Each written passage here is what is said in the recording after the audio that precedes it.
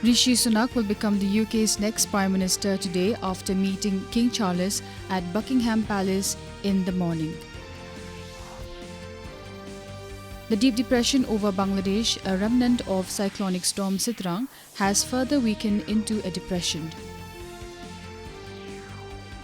Shillong experienced heavy rainfall and flooding in some parts as heavy rainfall lashed the city. Prime Minister Narendra Modi has said that India has always considered war as the last resort and believed in peace.